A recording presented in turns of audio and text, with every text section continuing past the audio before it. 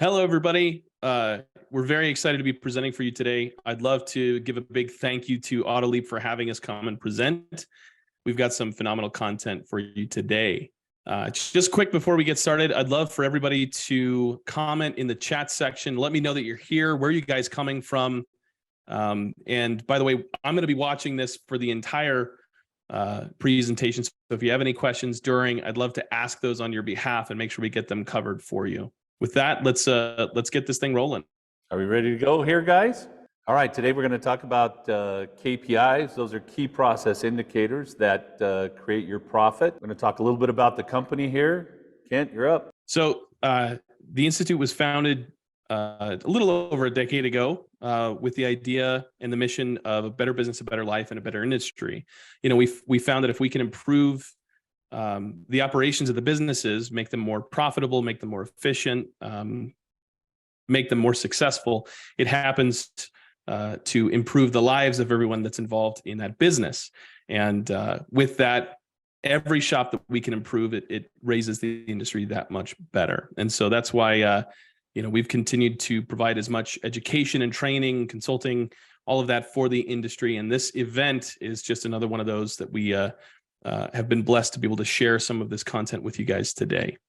My name is Kent Bullard. I'm the Chief Operations Officer here at the Institute, and I'd love to introduce my father, Cecil Bullard, who has been in this industry for what seems like a lifetime, improving it in any way he can. So the first we're going to start with is some key numbers for your business, balancing it. So when you look here, we're looking at the cost of things compared to bringing in the income. So parts cost, if I had $100,000 worth of income, I would have $18,000 to pay for my parts. If I did it right and my parts to labor ratios were correct, we want parts to be about 45% of sales and labor to be about 55% of sales, then I would have a 58% parts margin. And I know that there's going to be a lot of you out there that are like, oh my gosh, 58% parts margin, Cecil, are you crazy? But we have a lot of clients that reach a 58% parts margin, and our average client probably is somewhere around 53, 54%.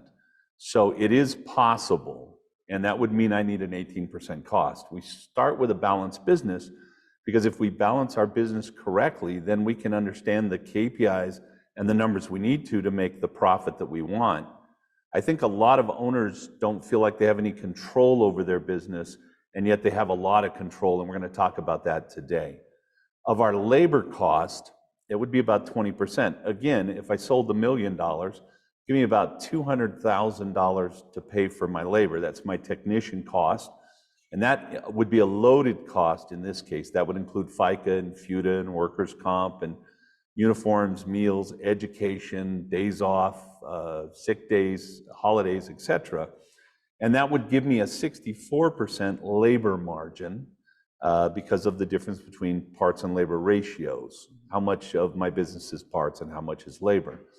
Giving me a total cost of goods of 38% and a gross profit of 62%. Now, if I wasn't putting the labor cost in, then I would want to have a gross profit of about 82%.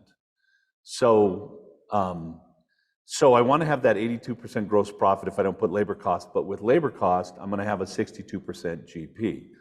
And then I've got sales cost. That's going to be somewhere between 8 and 10% of my sales. I'm going to pay my service advisors, service manager, whoever's selling, about 8 to 10%.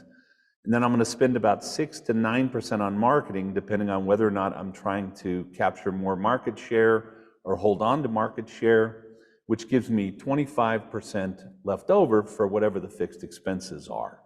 I'm a fixed expense of my business. So as an owner, if I work in the business, then I'm a fixed expense, and my payroll, my cost, goes into the fixed expenses. And then after it's all said and done, if I had a 62% gross profit and I was able to balance my sales cost, my marketing cost, and my fixed expenses properly, that would leave me a 20% net. Now, it's important that we really understand this particular part of our business, because in most automotive businesses, we don't do this well. And there's two things that come into play here. One is our parts cost. We get emotional about selling parts. We think about the guy down the street and what he might be selling the job for. We know that customers can competitively compare us to online parts, etc. And so we don't hold our margins, or we don't have a markup scheme that we use that gets us the margin we want.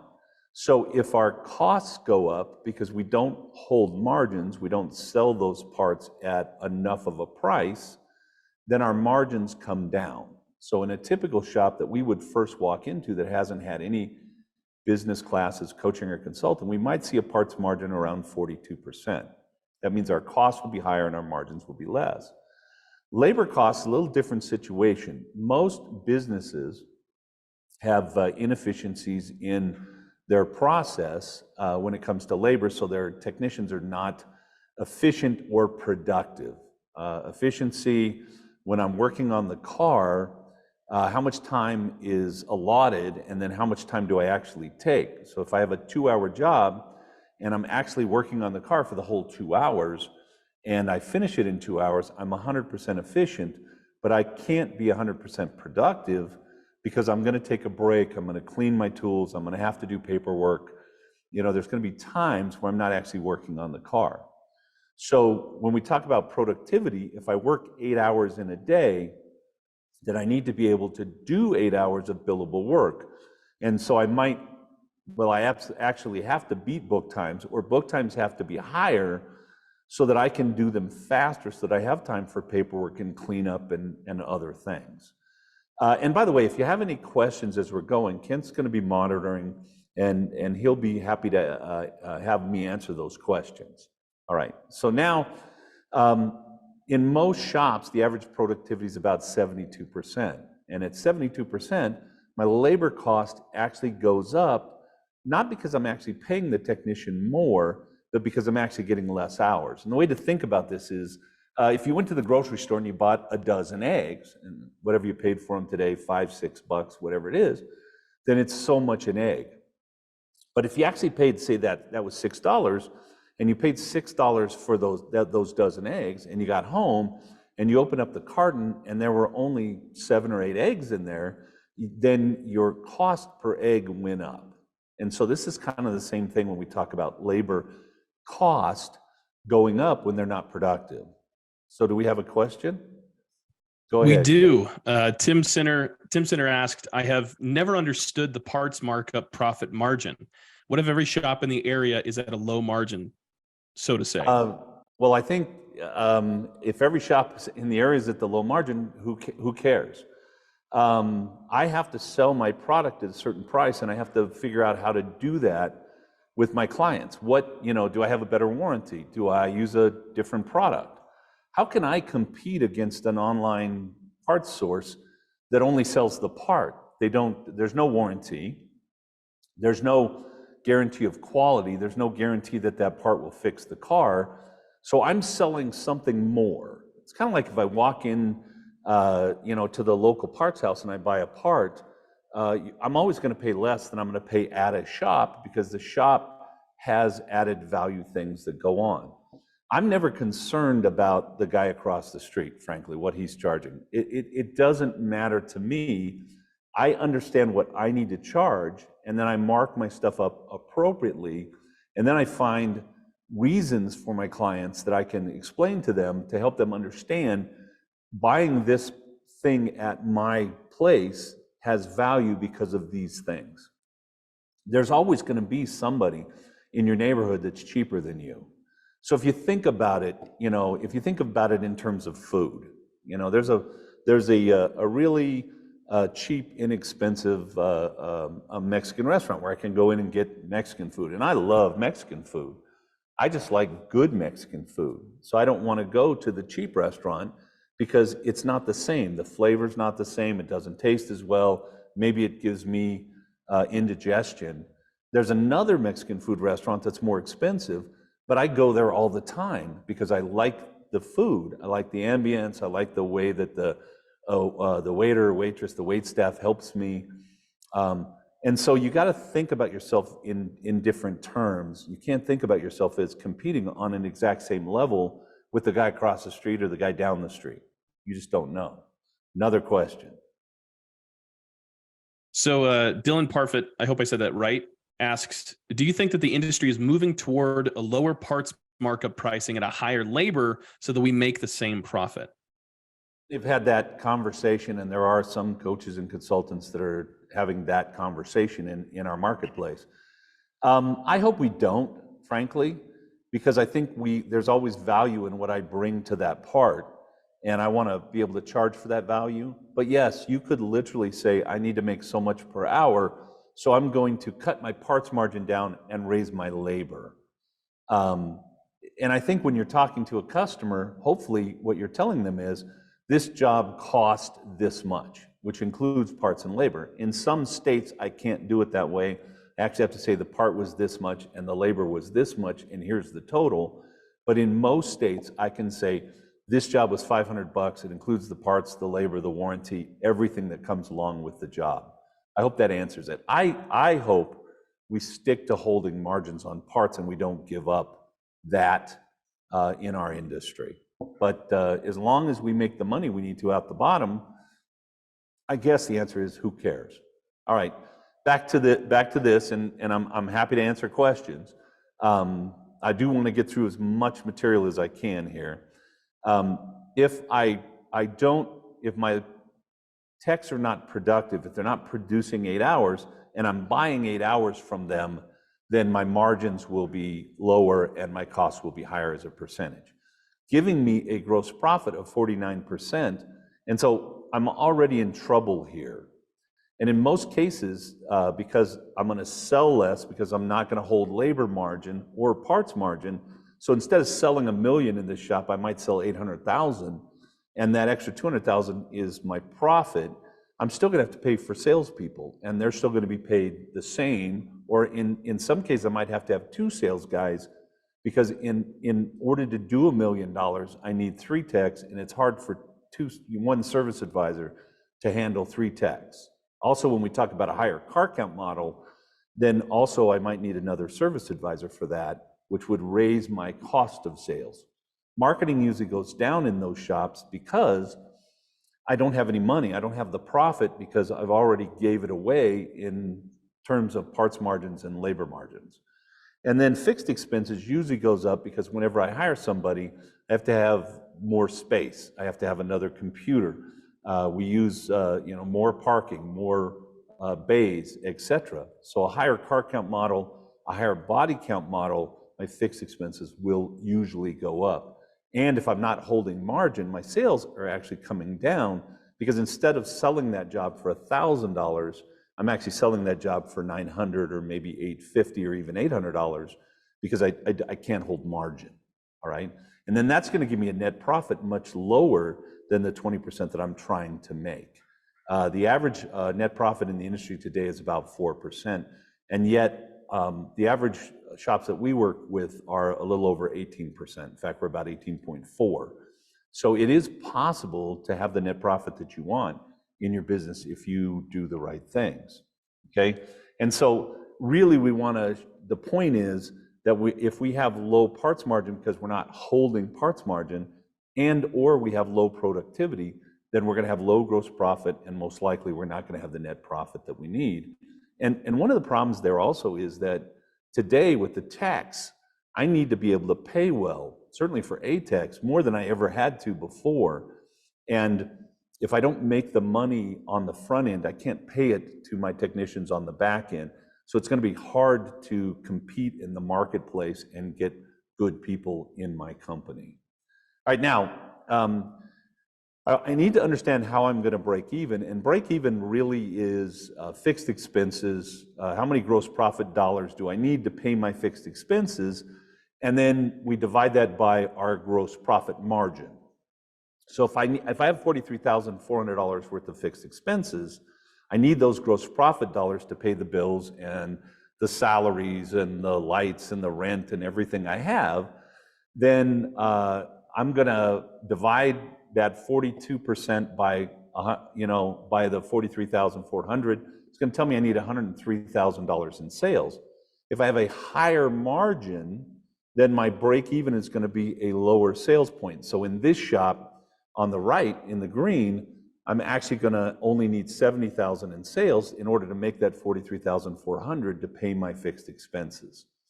And now that I know what my sales need to be, now I'm talking really about car count and average repair order. So if I have a low average repair order model, which is more of a discounting or a transactional model, or a higher average repair order model, which is more of a relationship model, then it's going to determine car count. So in the relationship business that I'm building that has higher margin, I'm going to need fewer cars. I'm going to need 94 cars this month at $750 a car to pay my bills. And we have lots of shops that are at $750. We have lots of shops that are higher than that. And we actually see lots of shops that are lower than that. And then if I'm running that transactional model, I'm likely to have a lower average repair order because I'm attracting customers with discounts, or I also am bringing in people that are more likely not to buy the additional stuff, so I'm going to need more cars. So they'll both work, frankly. I know people that run a transactional model, a discount model, and I know a lot of shops that run a relationship model. They both work, but in one model, I need a lot more cars. So if I had a relationship model that did the same thing as a transactional model, had a $425 average repair order, then I would need a very specific car count, 165, instead of the 94 with the higher average repair order. Also, if I was running the transactional model and I could actually bring my average repair order up, I would need about 137 cars. So my fixed expenses and my gross profit dictates what my sales need to be, and then my average repair order would dictate what my car count needs to be. So in the high average repair order transactional model, I would need 43 more cars than the relationship model. In the relationship model with a low average repair order, I need 71 more cars. In the model with the low average repair order and the low margin, I need 148 more cars. And if I can do this the way that we would want to do it, the way that we would show you how to do it, with a high average repair order and a lower car count, then I only need 94 cars. I believe this is the best model, and I have lots of experience and data to back that up. Now, you can run whichever model you want, but you need to be very aware of the KPIs. What is my sales I need to pay my fixed expenses? What is my current gross margin? And then how many cars do I need at what average repair order in order to be able to pay the bills and make a profit? Now, if you're talking to a coach or a consultant and they're telling you about breaking even, well, we probably don't want to plan that way. So we're actually going to now use the same model, but we're going to plan to make a 20% net profit. So when we do the math on this, in the relationship model, with we need $106,000, about $107,000 in sales to make a 20% net. And in the transactional model, with the lower margin, I need $147,000, almost $148,000. Now, again, we can look at car count, depending on our average repair order. In the higher average repair order model, I need 143 cars. In the lower average repair order, I need 329 cars. It doesn't matter which model you run, you got to understand that there's a certain KPI, there's a certain number that I need to do in order to make the profit that I want to make. If you run the transactional model and you don't bring in 329 cars with a $425 average repair order, you will not make the net that you want to make. And you could say, hey, I don't want to make 20% net, I want to make 10. You own the business. But what the coaching and consulting companies would tell you is that 20% is kind of the target that we're shooting for. And then if we make 18%, we're pretty happy. If we shoot for 10% and we make 8%, then we're going to make a lot less. So now you could tie in a lower average repair order on the higher margin. You could tie in a higher average repair order on the lower margin. but it literally, then it gives me the KPIs I need to tell me, look, this is where my average repair order is. These are the cars I need. And so now I can focus on marketing and make the adjustments I need, spend the money I need to bring in the right amount of cars, the right cars, and the right kind of people. We have another question. What do we got, Kent? Tim Center asked, are these numbers monthly? Yeah, what we're looking at here would be a monthly number. There are annual, obviously, but for right now, we're looking at a monthly number. We're going to do some annual figures in a minute, but right now this is for the month. So if I have $43,400 worth of fixed expenses, my rent, my utilities, my insurance, etc., plus my salaries, then and I have a 42% margin, this is what I need to do to make 20% profit that month, okay?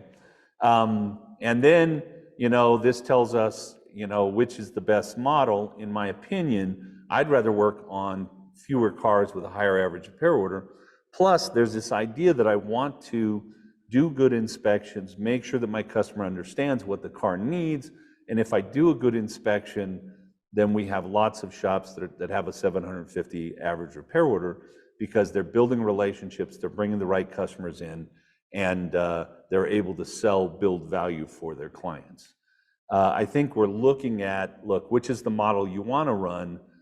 The model that I would suggest is obviously the model in the green because it's an easier model to run. Now, I can't get emotional about parts prices, and I might chase somebody away from my shop because my parts are more expensive than maybe somebody else, but I'm not chasing everybody away, and there are always people out there that value warranty, they value the relationship, etc. In fact, in every survey ever done, price is like number 5 or number 9 in the survey, and the top things are all about convenience. They want the car done right. They want it done the first time. They don't want to have to come back. They want you to be within 5 to 7 miles of where they live or work. There's all of these things that matter more to the client than price for most people. Another question.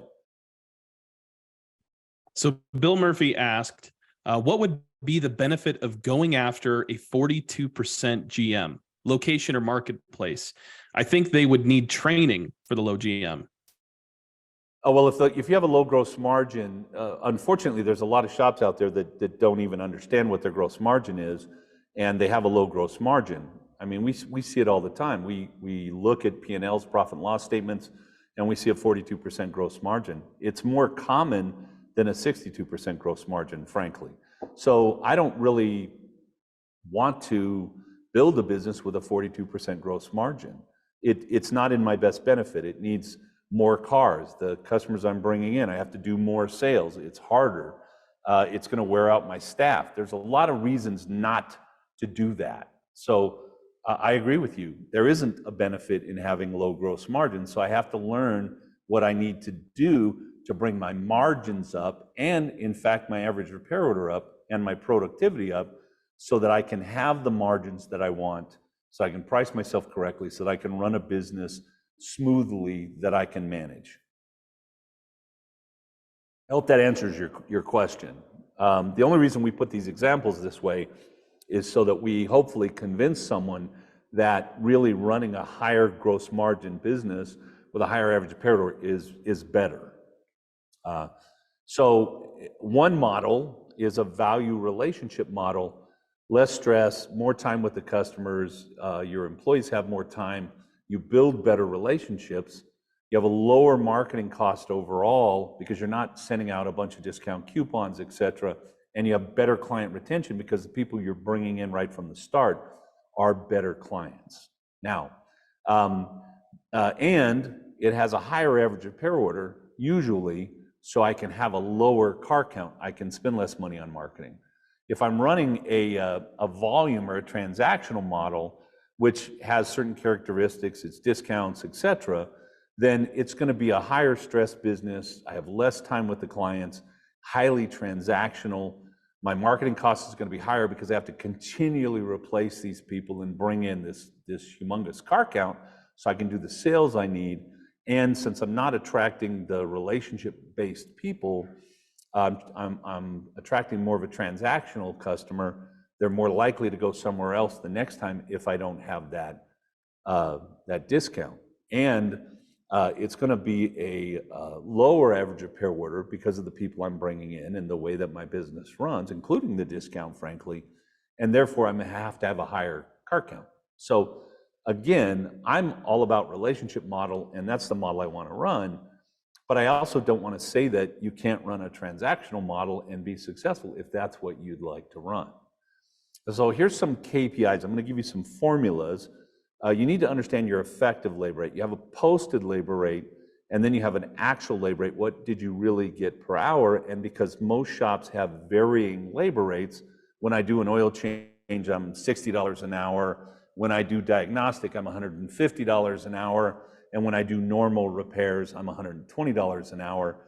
Then all of that has to balance out along with comebacks that I do for free and other things that I might do for free, like the inspection. A lot of shops will pay the technician 3/10 for an inspection, but they're not charging the customer. So the formula is we take the labor dollars we collected in a period, you're looking probably at a month for a shop, and then we divide that by the hours that were actually billed out to customers. So when I do a warranty repair, I might bill 3 hours out at $0, but I'm always tracking those hours so that I know what my effective labor rate is. And I think it's important that you need to know that, because in some shops that have a $120 posted labor rate, we actually see an effective labor rate well below $90. So you think you're getting 120 and you're paying your technicians based on 120, but you're only getting 80. And in this case, we have a shop that has a $77.28% effective labor rate. The next thing is that parts margin. How do I come to that conclusion? Well, we take our list, parts list, what did we sell, and we minus the parts cost, what is that number? And then we divide it by that list price. So if we had $34,568 in parts that we sold, and it cost us $17,975, then we would divide that by 34,568, and that would tell us that we had a 48% parts margin. And by the way, that's not good enough because that's 10 points. And let's say that we do this every month, and we sell $34,000, $35,000, $36,000 worth of parts. At the end of the year, we've sold a little over $400,000 worth of parts, and we're missing 10 points, 10%. It cost us $40,000. So parts margin is one of those things we need to pay attention to, and that's a KPI that I look at fairly regularly. Labor margins. What was my labor list? In other words, what did I sell my labor for? What did it cost me? What did I pay all my technicians, benefits, load, everything, and then divided by labor list. Again, if I had 36,000 that I billed out to customers, cost me 14,540, divided by the 36,352, and it tells me I made 60% on my labor, which is not 64%. We gave up 4% here, we gave up 10% there. We're 14% off just because of pricing and productivity here. How did we bill out our parts? What did they cost us? And then how productive were our technicians? And I'm not for paying technicians less.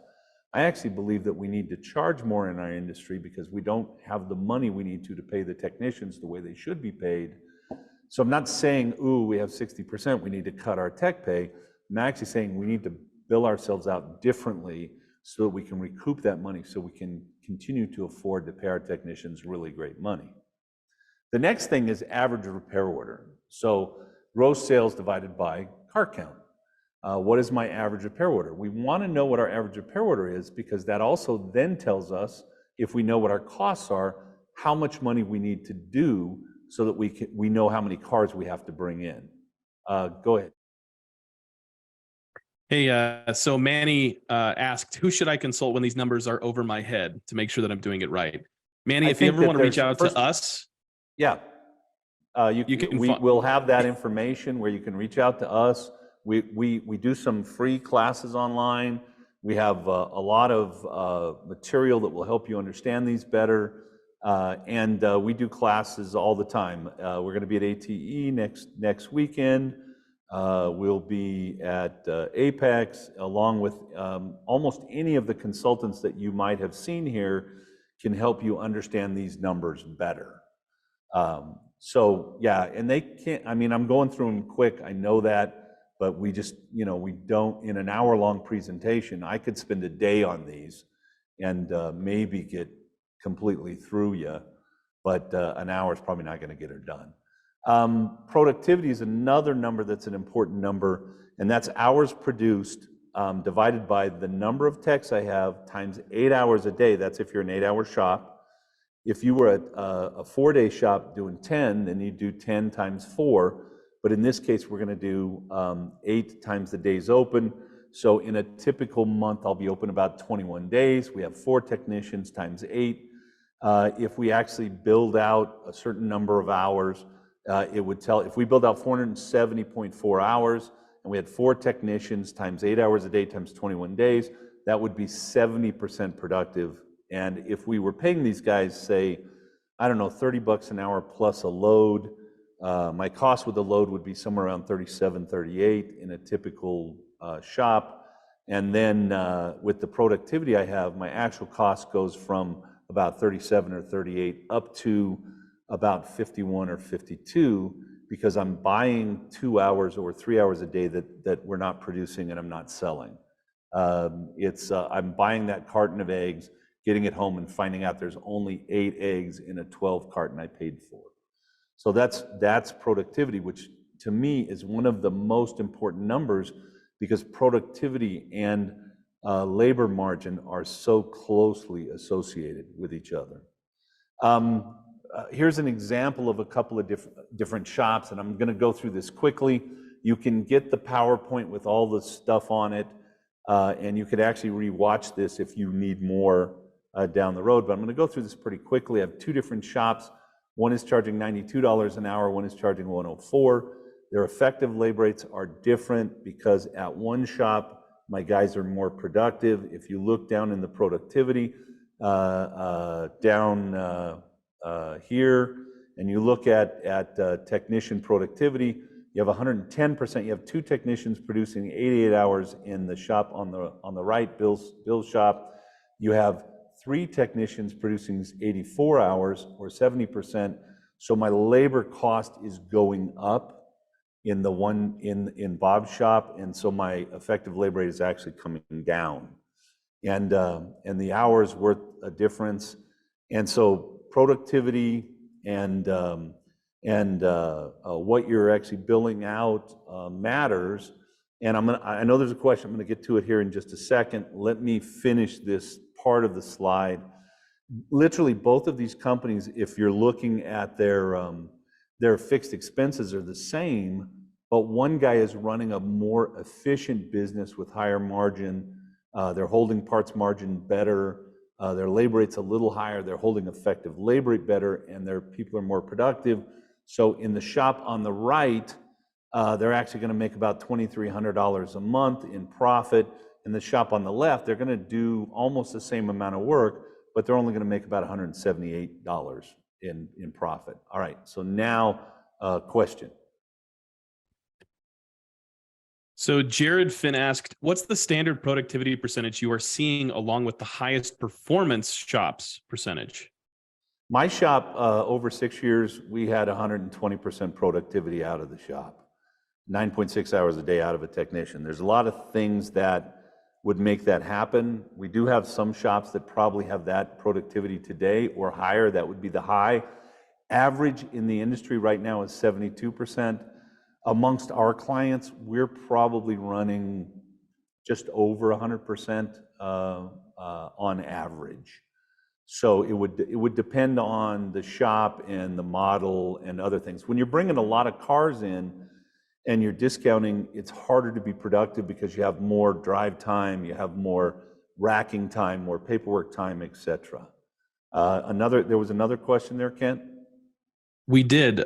Bill Murphy asked, which bay in the shop on average is the most productive? Alignment, LOF, tune-up, general bay, and what does it cost to keep a bay full of storage to the business and bottom line? Well, I think in most shops, I don't just do a bay. I have alignment shops that make a lot of gross profit dollars, but volume is not as high on, say, alignment. It would depend on the shop. It would depend on what they're charging.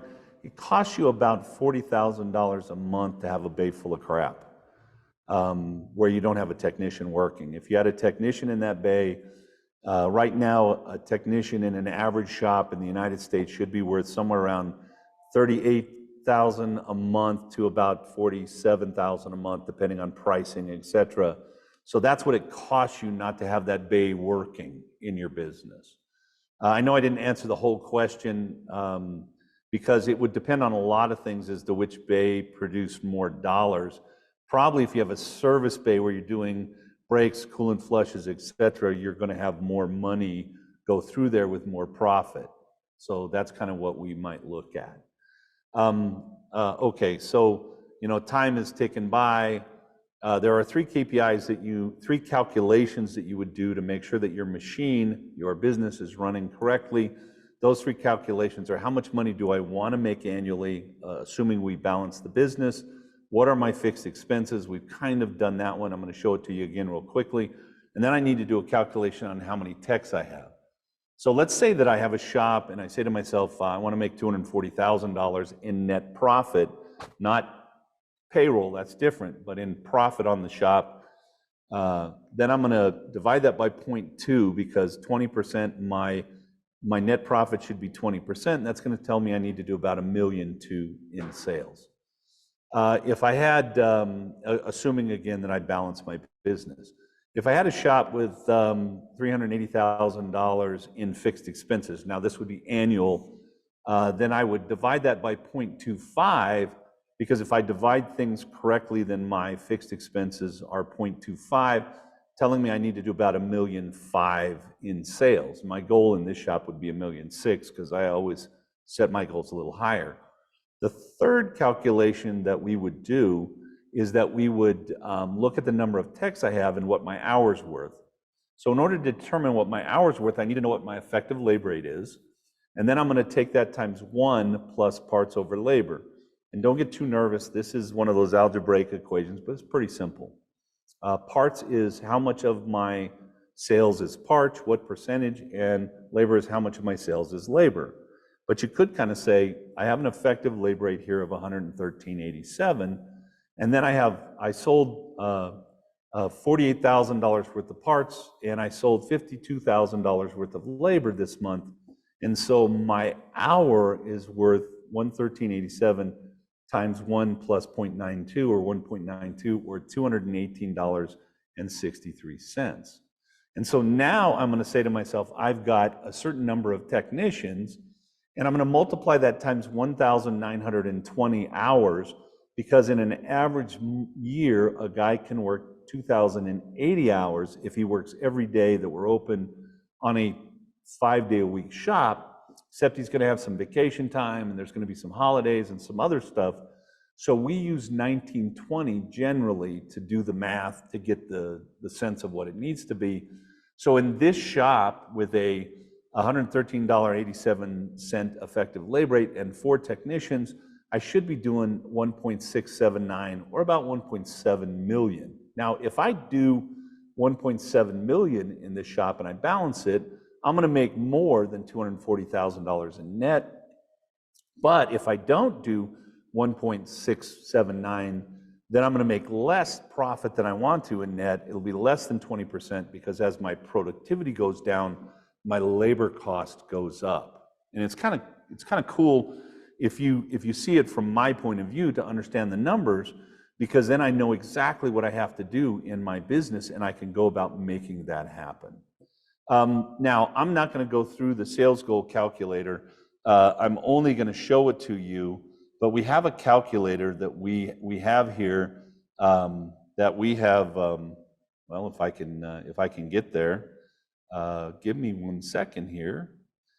We have a calculator. Well, while you pull that up, Dad, I can just speak to, anybody who's watching out there, we'll have a QR code at the end. You guys can download the calculators that we're going to show real quick. And then also we'll have a PDF of all of the slides that we presented today, so that you can go back and crunch these numbers for yourself. I can put my net profit I want to desire. I can put my current net profit percentage. I'm going to say 20% because that's what I'm shooting for. And then I can put my annual fixed expenses. This shop has $345,000 in fixed expenses. And let's say that my gross profit currently is, it needs to be 62, but let's say it's only 54%. That's going to tell me that I can break even at 638,000. Of course, if I want to make 20%, that number's a lot higher. I actually want to make 20%. I'm going to have to do $1.3 million in this particular shop. And then if I have a number of technicians, I say that I have 4 technicians in my business, and parts are 45% of my sales. And then I have a posted labor rate of say $130 an hour, and then I would put my labor sales in, what were my labor sales annually? I don't know, $560,000. And then how many hours did we bill to customers for that $560,000? Let's say that we billed out, I don't know, 654.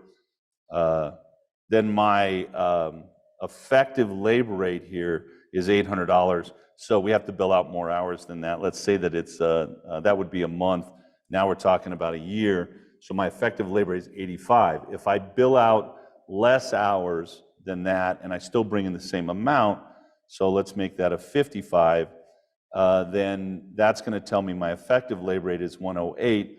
So it's going to actually help you understand what your real productivity is and what you need to do. That's that particular calculator. And you can get this one. I don't want to spend a lot of time here, and hopefully I can pull up the other thing real quick and get us back on track.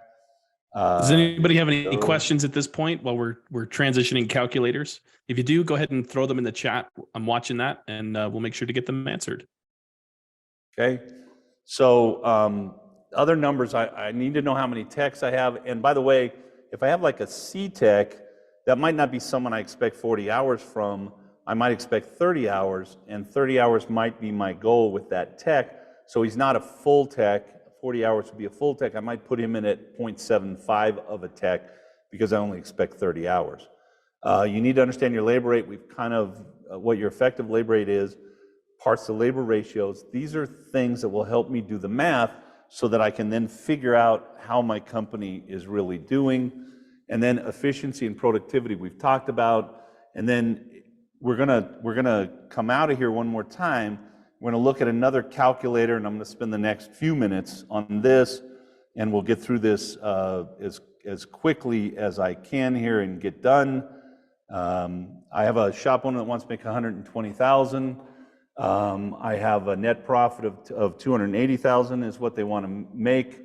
They have a shop with a service manager, $100,000. They have $350,000 in other fixed expenses. They have a 42% gross profit margin, 12 cars a day, an effective labor rate of 102, average repair rate of 458. All the gray areas come from my numbers, and I put them in, and they have 72% productivity with 3 technicians. So what we're going to find here is that we have to do about $2 million in sales.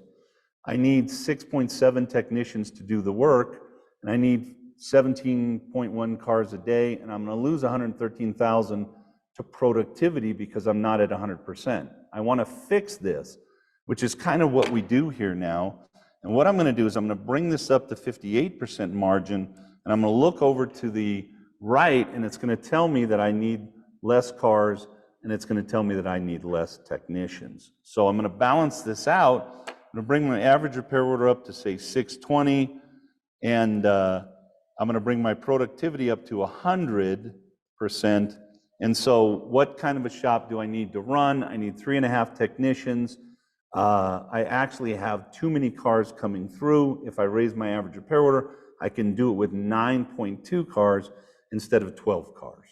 So this particular calculator will help me understand what I need to do. And then one of the other important things is, because I have my margins higher, I don't need to do 2 million. I can do this with 1.465, 1,465,000. and I can still get what I need in my business.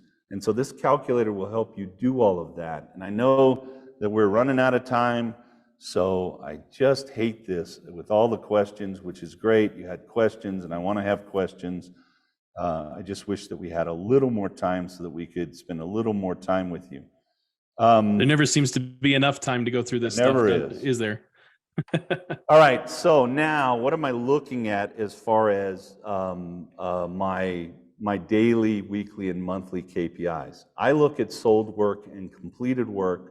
I look at productivity, I look at average repair order, and I look at gross profit dollars per hour. What did we produce in gross profit per hour in my business? I check that daily, weekly.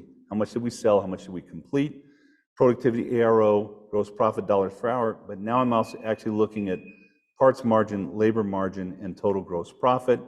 And then I have monthly, and you can get a copy of the PowerPoint so you can see all of this. So I put numbers to it, and I know exactly what I'm doing. Here's where you go to get the calculators and the PowerPoint, so you have all the information you need. We have about 5 minutes left for questions. So I want to end with this quote. In the absence of clearly defined goals, we are forced to concentrate on an activity and ultimately become enslaved by it. This is one of my favorite quotes because I watch shop owners that are enslaved by their business, and you don't have to be. So if there are more questions, we have a few minutes for those. Sorry, we had to rush. You did not rush. Hey, I would go back, Any if questions? you don't mind, to the QR. If you want to go back to the QR slide, just while attendees have it, so they can. Ken, are there any questions? No, let's go back to the QR code though, if we could. What should effective labor rate be as a percentage of posted rate? Most shops are going to be just a little less, so probably somewhere around 97, 98% of posted rate if you're doing your billing and stuff correctly. So most shops that will get that done. So just a little less than my posted rate. I have shops that are actually over because they use varying labor rates. So you might have a higher labor rate for German cars in your shop if you're general repair than you have for Japanese or American cars. You might have a higher labor rate for older cars, and you look at your central labor rate and you judge by that. Other questions? I think we are actually at time here in 1 minute. We actually have about 7 minutes. Thank you very much for letting us talk to you.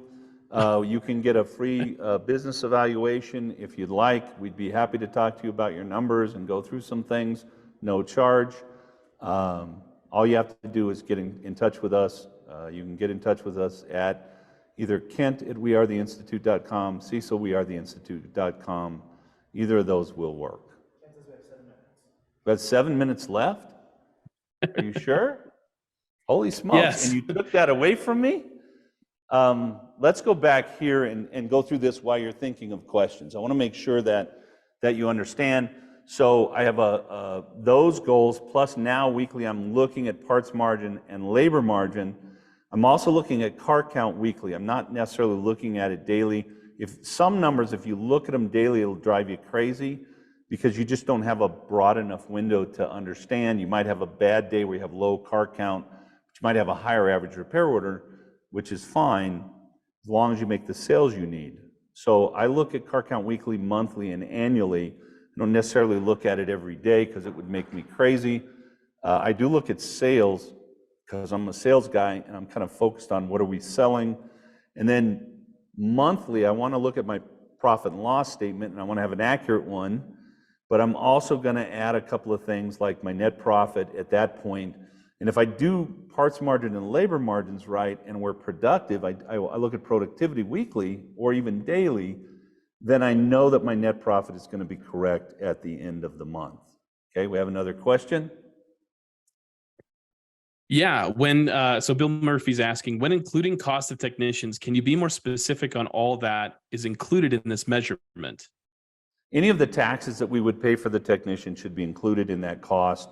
Vacation pay, any benefits, if we have a 401k and IRA, if we're doing medical or dental, those costs, Holidays, you know, I'm paying them during the holiday. There's a cost to me. I'm paying maybe 2 weeks of paid vacation, so there's a cost to me there on vacation pay. So literally, in many shops, we even look at uniform cost, and if we're buying meals or we're sending them to education, we have a budget for education that we actually put in the cost of that technician. I believe that we need to plan for that. I believe that we need to have highly educated technicians in our business, and that's going to cost me as an owner, so I want to put that into that cost. And hopefully that gives you the answers that you need. I think another question looks like it popped up. He said cost to keep in the bay, i.e. footprint of the bay and rent.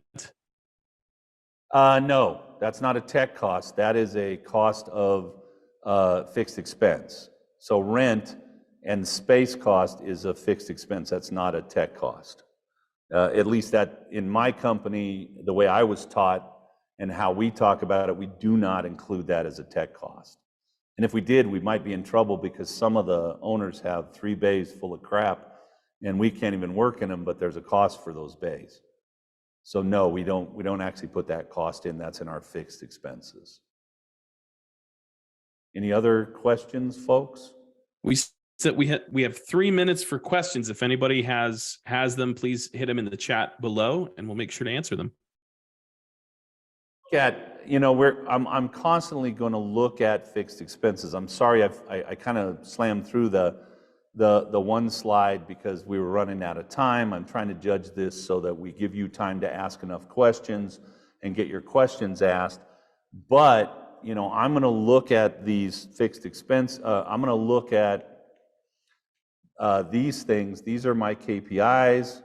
I have calculators that I've built so I can better understand my business. I'm going to look at my profit and loss statement and see what my margins actually are. By the way, if you're looking in a point of sale,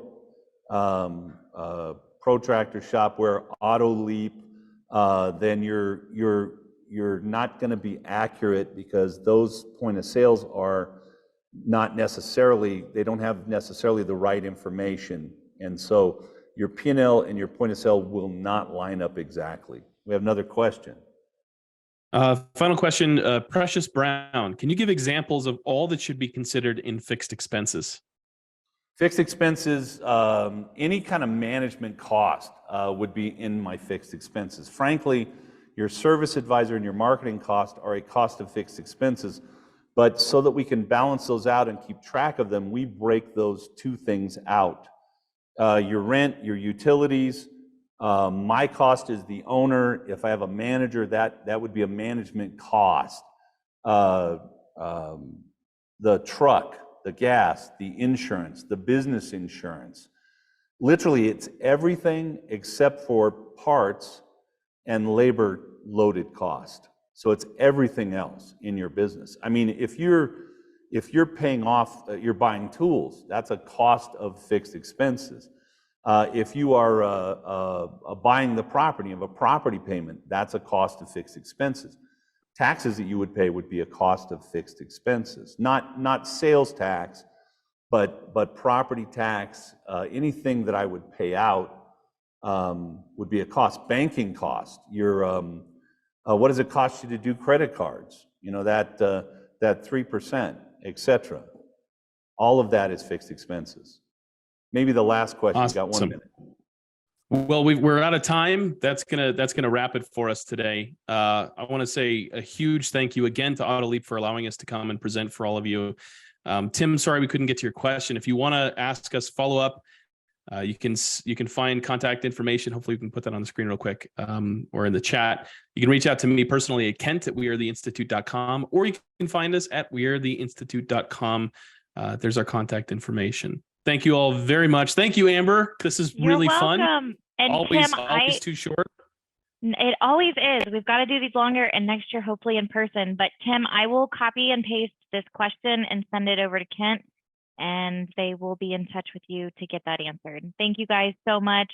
Your setup was phenomenal. All the content. As always, we thank you guys for your time, your expertise, and your partnership. We'll see you guys in the next session.